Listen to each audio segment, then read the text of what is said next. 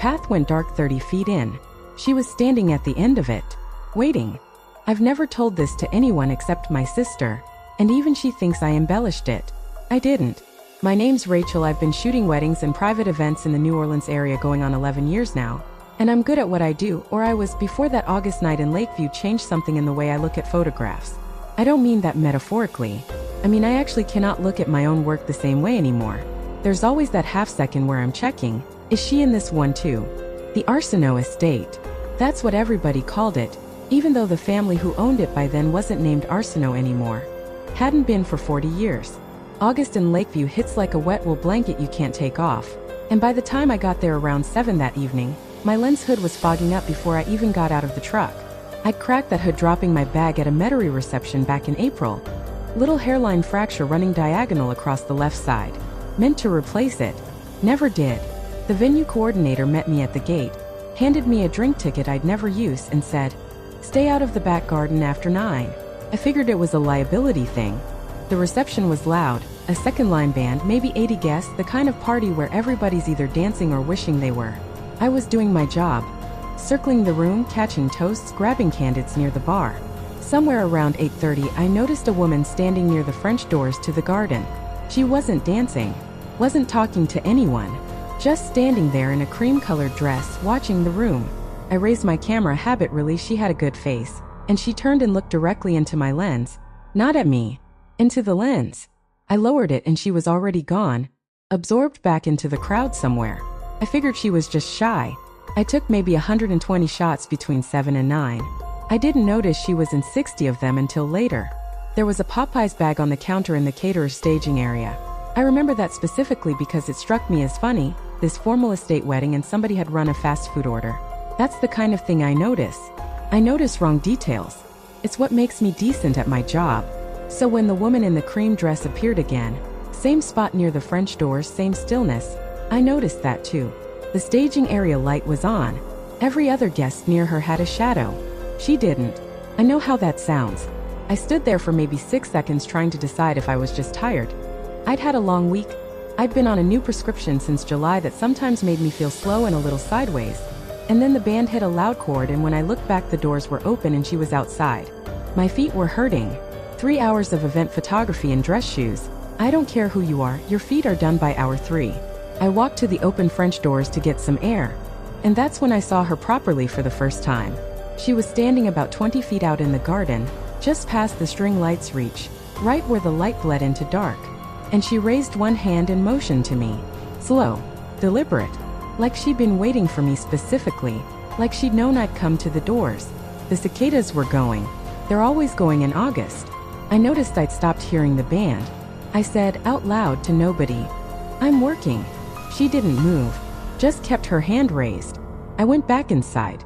I uploaded a test batch to my laptop around 9 standard practice. I checked focus and exposure mid-event. That's when I found the timestamp problem. Every photo from 10 p.m. onward was reading 11:47 p.m. Not approximately. Exactly 11 hours and 47 minutes on every single frame. My camera was showing the right time.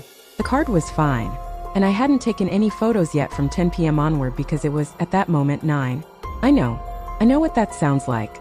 I restarted the camera. The timestamps corrected. I told myself it was a firmware glitch. In the Dead by Daylight community, I'd been watching a lot of horror gaming content that summer, trying to stay awake on long editing nights. They call it a death clock. Something that knows when you're going to die and marks the moment. I thought about that. Then I put my laptop away and went back to work. The thing about being a professional at something is you develop a tolerance for discomfort that probably isn't healthy. I've shot receptions in 100-degree heat. I've worked through food poisoning. I've photographed 3 funerals and 1 custody dispute birthday party. And I stayed professional through all of it. So when I saw her again, standing at the far end of the garden now, past the stone bird bath, almost to the back fence, I thought, get the shot. That's it. That's the whole thought. She had a good face and she kept appearing in my work and I wanted one clean photo of her. I told myself that's all it was. I walked out of the reception, past the string lights, through the warm August dark, and followed her into the garden. I don't want to say it was stupid, but I want to be honest with you. It was stupid. The smell hit first. Not bad exactly, sweet and chemical at once. like a florist's back room where something's been sitting in the water too long. The string lights were 30 feet behind me. My phone was in my bag, which I'd left on a chair inside. Habit. I shoot with both hands. The garden opened up past the bird bath into a wider section I hadn't seen from the doors. A stone path. Old crepe myrtles on either side, big ones, branches crossing overhead. The woman was ahead of me, walking slow, not looking back. I noticed I wasn't hearing the cicadas anymore. They'd been going constantly all night. I hadn't registered the silence until I was already in it. I kept walking. A mockingbird hit a single note somewhere above me and then stopped. That's what I remember. One note, then nothing. She stopped at a low flat stone. Not a bench, more like a boundary marker. The kind of old property line dividers you find in Lakeview gardens that go back 150 years. She turned to face me for the first time.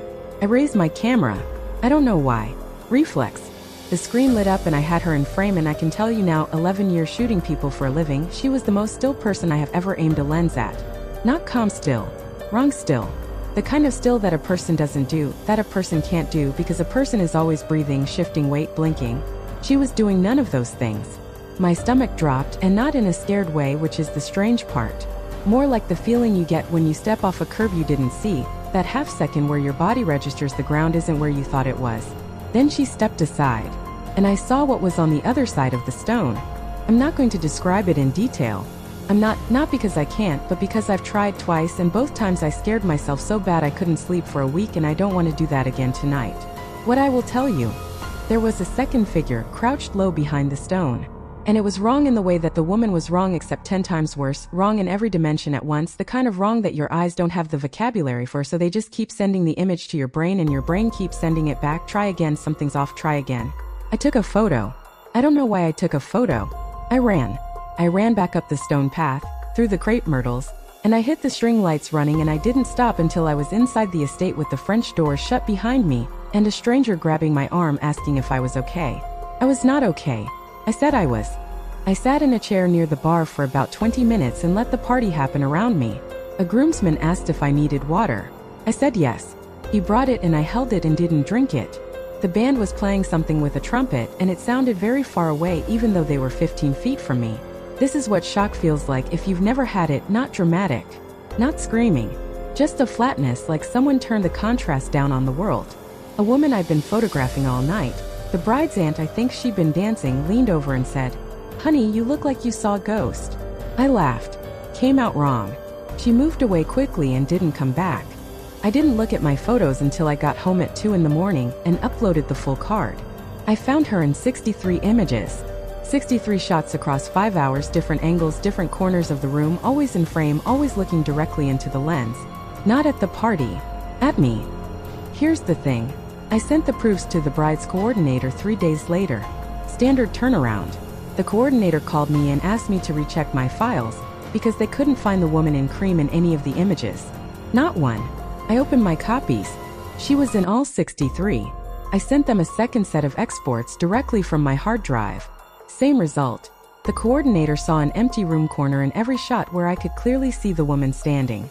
I called 2 photographer friends and had them look at my screen. One of them saw her. One didn't. I went back to the Arceneaux estate the following week. In daylight. The coordinator met me at the gate and I showed her the photo on my phone. Woman in cream, French doors, looking at my lens. She looked at it for a long time. Then she said, "Where'd you get this?" I said I took it. She said, "That's Marguerite." I asked her who Marguerite was. She didn't answer right away. She was still looking at my phone. Finally she said that the family who'd owned the estate before the current owners, this would have been the early 1980s, had a daughter named Marguerite who'd been found in the back garden, by the property stone. She'd been 24. The case was never officially closed. And then the coordinator handed me my phone back and said, "I told you to stay out of the back garden after 9. She went inside. I stood at the gate for a long time. I moved my studio to Baton Rouge 8 months later. Told people it was for a better client market, which is partially true. I stopped shooting estate events entirely. I switched to corporate headshots and real estate listings. Interiors, nobody in them, nothing to look at but empty rooms. My sister thinks I burned out. Maybe I did. But here's what I haven't told her. Last spring I was culling through an old external drive. One I hadn't opened in 2 years. And I found a folder from a corporate event I shot in Metairie back in 2019, 3 years before the Arceneaux night. I opened it. There were maybe 400 photos. Cocktail hour, conference room, standard stuff. In 11 of them, 11 photos from a job I don't even remember clearly anymore. There's a woman in a cream dress standing at the edge of the frame, looking at the lens. I've looked at those 2019 photos maybe 30 times. Sometimes I'm certain it's the same woman. Sometimes I think I'm pattern matching, seeing her because I'm looking for her, the way you see faces in wood grain once someone points one out. My therapist would vote for that explanation. I'm not sure I do. The medication I was on that August, I stopped taking it in October. Didn't tell my doctor why. The timestamps, the woman, the second figure by the stone, those things happen with or without the medication. I know that. I was there. But I've also been a photographer for 11 years and I know what a person looks like through a lens, and I know what not a person looks like. And I know the difference between a lens flaw and a shadow that follows something that shouldn't be anywhere at all. She's in a photo I took last Tuesday. Corporate headshots, white seamless backdrop, 3-hour job. I know every frame on that card. She's in one of them, standing in the background, looking at the camera. The backdrop's supposed to be white.